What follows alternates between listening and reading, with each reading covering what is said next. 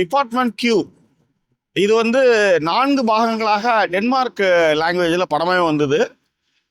அந்த படம் வந்து நம்ம வந்து ஜாக்கி சினிமாஸில் 3 பார்ட் வந்து பண்ணியிருக்கோம். 4வது பார்ட்டு தான் நான் பண்ணலை, 3 பார்ட்டும் நான் வந்து ரிவ்யூ பண்ணியிருக்கேன். உண்மையிலே அசத்தலான ஒரு மூவி அப்படின்னா டிபார்ட்மெண்ட் கியூ வந்து சொல்லலாம். இந்த டிபார்ட்மெண்ட் கியூ என்ன அப்படின்னா, எனக்கு ஃபஸ்ட்டு வந்து இந்த டிபார்ட்மெண்ட் கியூ மேலே வந்து எனக்கு பெரிய இதெல்லாம் தெரியாது. ஆனால் அந்த படம் எங்கே எனக்கு கனெக்ட் ஆச்சு அப்படின்னா, எக்ஸ்ஃபைல்ஸ் அப்படின்னு வச்சுருப்பாங்க யூஎஸில். ஏன்னா அந்த ஏலியன் வந்து எக்ஸ்ஃபைல்ஸ்னு ஒரு படமே வந்தது. அதில் ஏலியன்ஸ்லாம் வந்து இங்கே எப்படி வந்து தங்குது அப்படின்றதுக்கும், அதை எவ்வளோ கண்டுபிடிச்சாலும் அது யார் செய்கிறாங்க யாருன்னே கண்டுபிடிக்க முடியாததுக்கு எக்ஸ்ஃபைல்ஸ்னு போட்டு வச்சுருவாங்க.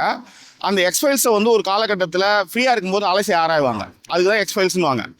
அந்த மாதிரி டென்மார்க்கில் வந்து நிறைவு பெறாத கண்டுபிடிக்க முடியாத கேசஸ்லாம் வந்து டிபார்ட்மெண்ட் அமைச்சு அது மூலமாக கண்டுபிடிப்பாங்க. அந்த போலீஸ் ஆஃபீஸர் ரொம்ப நேர்மையாக இருப்பான், ரொம்ப ரகடாக இருப்பான். ஆனால் அவனை வந்து சேர்த்துக்க மாட்டானுங்க, ஆட்டத்தில் சேர்த்துக்க மாட்டானுங்க. ஸோ அவனை வந்து தள்ளி வைக்கிறதுக்காக கியூன்னு ஒரு டிபார்ட்மெண்ட் பண்ணி ஒரு மாதிரி ஓட்ட ஒரு ஆஃபீஸை கொடுத்து நீ பண்ணிக்கோ, என் கண்ணில் படாத அப்படின்னு சுப்பீரியர் ஆஃபீஸர் சொல்லுவான். அவங்க கீழே வந்து ஒரு 2 அசிஸ்டன்ட்ஸ் வருவாங்க.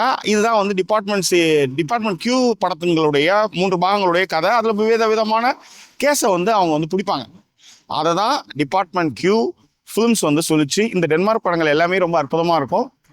ஸோ அதை ஒற்றி நெட்ஃப்ளிக்ஸில் department Q web series release ஆயிருக்கு.